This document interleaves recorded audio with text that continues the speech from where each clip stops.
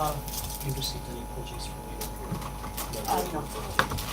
I haven't received any apologies for absence, but lateness might be numerous. We have got one from Holt, member Chair Martin Blackman. Martin Blackpool, thank you.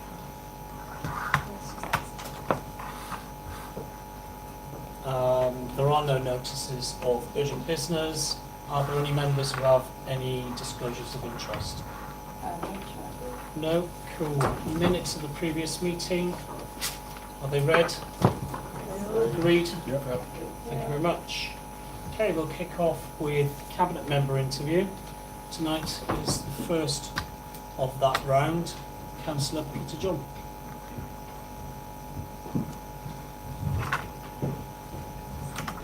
Peter, welcome. If you could give a brief overview of your role as leader and what your responsibilities are, and then I'll look up to... Okay. Well, I suppose it would be useful, well, in terms of what my responsibilities are, it's obviously the political leadership of the council. I think the useful thing for me to do, and you can pick up the question, is just give you a flavour of what I think the big challenges are facing us at the moment in Southwark. I think that there are challenges, continued challenges around our budget. We're looking in the next financial year to make savings of £18 million. That's particularly challenging in circumstances where we have taken so much out of our budget already, and with uncertainty as to whether the London pilot for business rate retention pooling will continue in its current form, adds further pressure, although for this year we haven't put that amount of money, which is something in the order of £8 or £9 million, into the baseline budget. Continued pressure on the budget, and that carries on. We will wait to see whether the Chancellor delivers on the Prime Minister's pledge that austerity is over in the budget at the end of the month. I doubt it will be for local government, but we wait to see.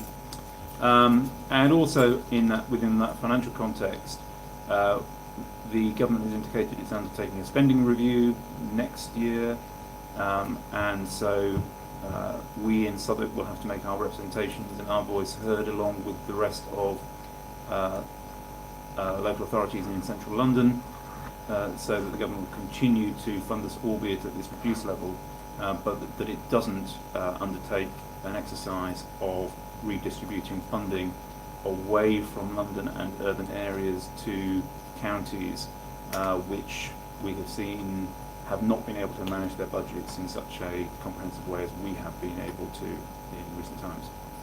And then beyond that, in the year after that, the government will be supposedly making progress on its fair funding review, which again will be taking an even more fundamental look at how local government is funded. That should be at the time when we move to far more to a position where we're funded through business rates and council tax only, and government grant is phased out.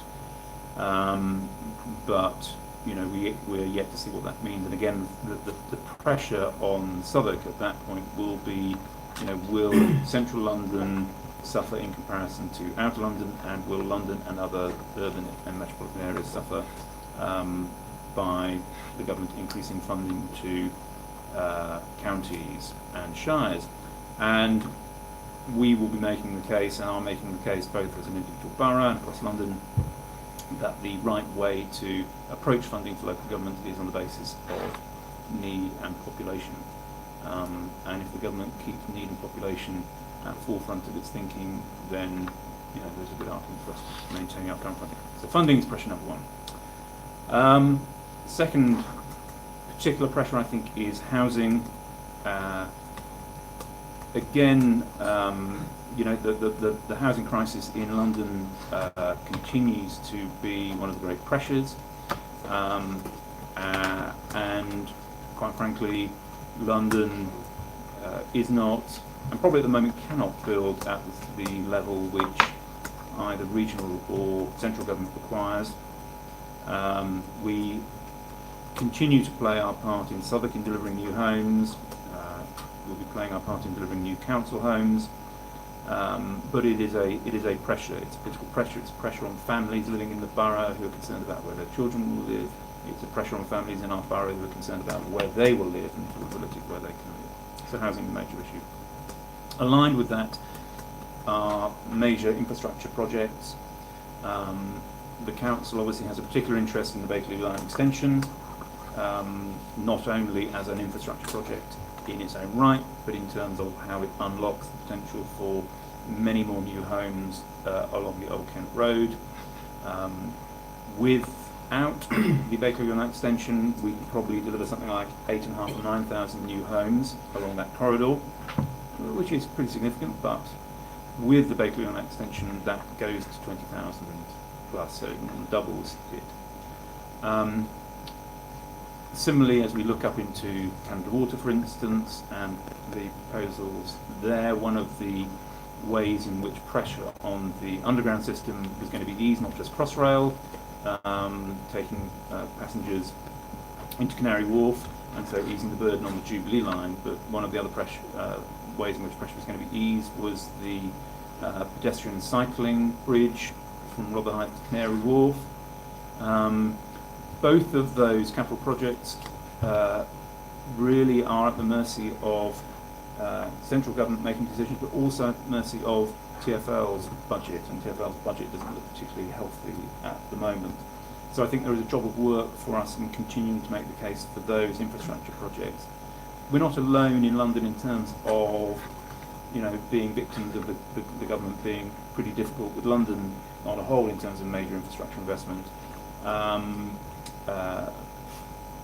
There are other projects, obviously Crossrail 2 is at the top of the list, probably of London's asks, but we have to continue making the case for those more modest infrastructure projects which unlock not only new homes, but actually will do so much to improve the lives of people who already live here. This part of London is not well served by public transport, not well served by the underground system.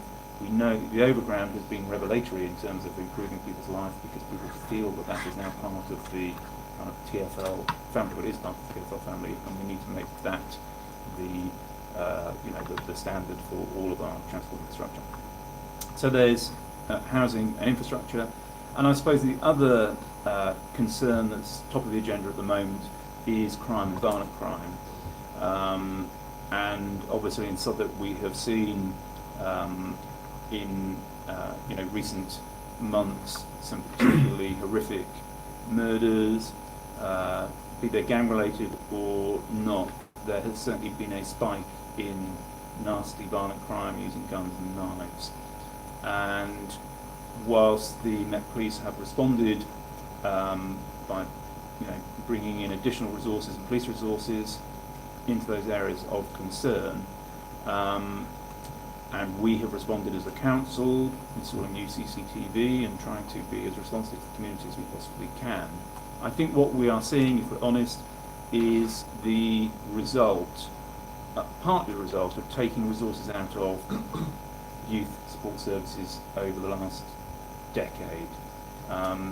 You can't point to a single thing and say that is what is responsible, but I think you can look and say, the fact that we have taken out investment into kind of some of these diversionary activities, into the sorts of things that were supporting communities and are supporting communities up until 2010, if you take money out of the system, you do begin to see results.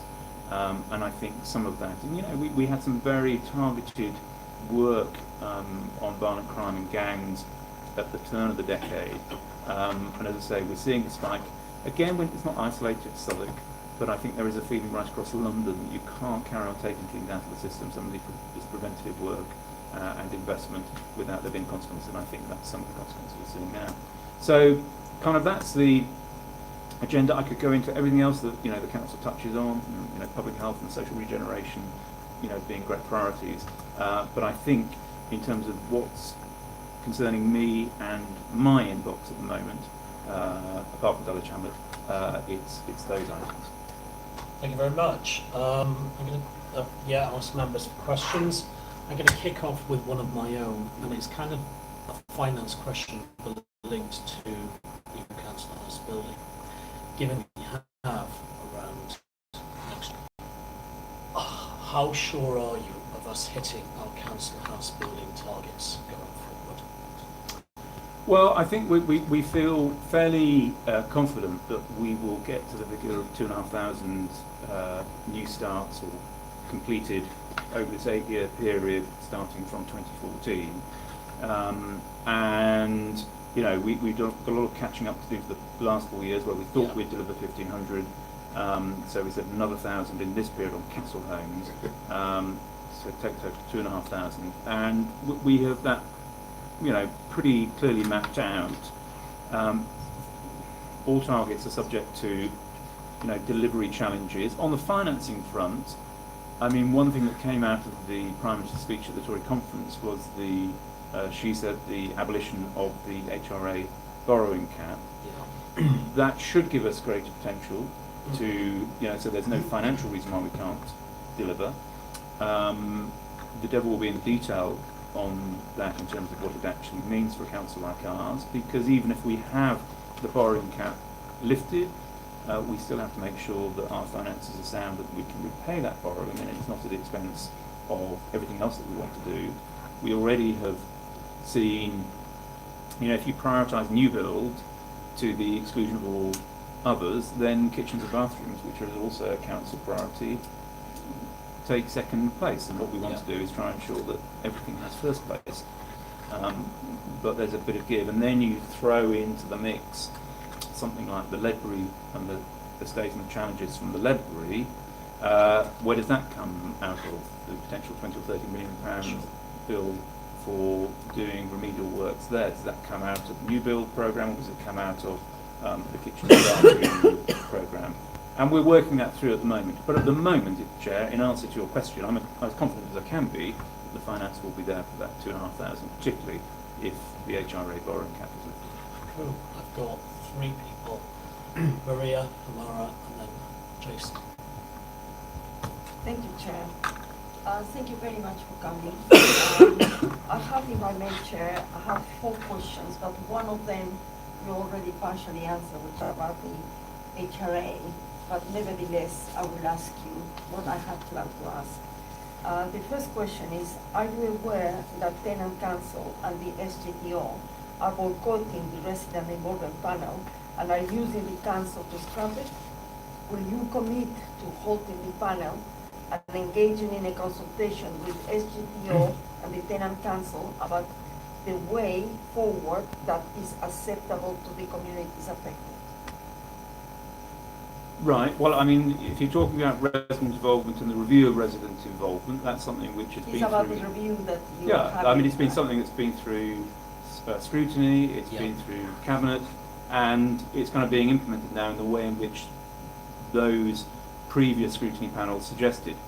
So it's not for me to prejudge that. I think, you know, what is being taken forward is sensible. I think it's right in, you know, 2018 that we do look at how we consult with our residents, and what I would say to, you know, TNRAs and SGTO and Tenant Council is get involved in that process. Nobody's being locked out of it as far as I'm aware, and so I think, you know, they should embrace this and ensure that, you know, their role is carved out for a further generation as part of this process.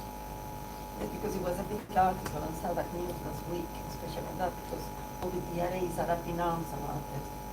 Well, but part of the problem, Maria, is that, you know, you say all of the TNRAs, we know from our experience that, and I know from my experience of 16 years as a councillor, TNRA personnel don't shift very often, you know, and we probably have seen, haven't we, an ever-reducing core of tenant activists, and I think the challenge for us is how do you get other people, you know, who live in an area involved in what is going on, and it doesn't just fall to the same few people to be the spokespeople for their estate or their area. And I think, you know, there's nothing wrong, I don't think, in trying to widen that participatory democracy for those who are our tenants and residents. So, as I said, I don't think there's anything to fear from this, but I think it's right, absolutely right that the review goes forward in the way that was recommended, as I say, by scrutiny on a cross-party basis. Yeah, you may. Right. The second question is, in event of the strengthening of the laboratory tower blocks failing the pilot tests, will you make a firm commitment that the laboratory residents are going to review the state on 100% council housing? I believe that's the commitment we've already given, so don't see why I need to revise that. So you have made that commitment? I'm sure we've made that commitment. Yeah, I'm sure I've made that commitment. And What we've been looking at with residents is whether there are any additional new homes delivered as part of the process, and I think that's been the conversation. But I don't think it's intended that any of those are private or any other tenure. I think the third question you have more or less answered, so I'm not going to ask to you. And then the final question is, are you aware of the sale of right-to-buy properties at a discount rate since 2012 until now? I don't know the full number. I know that there was a peak when the new right to buy discount was introduced. I think, but I have to come back to you with an absolute answer. I think last year it was something like 75 properties were lost through right to buy, which is still far more than the 25 that were going up until the government introduced Since 2012? Yeah, 2012. Before 2012 it was something like 25 a year. Then it spiked up to like 250, 300 for a couple of years, and now it's fallen back to something like 75 in the last year. So that's kind of where we are. But I can't give you a total figure. If Chair, you'd like me to email a response back to that, I can find that out. That'd be great. Thank Thank you you very very much. much. Thank you. Thank you, Maria. Mark? I've also got 3 questions, if That's I may. fine, yeah. you may. Thank you very much for coming today.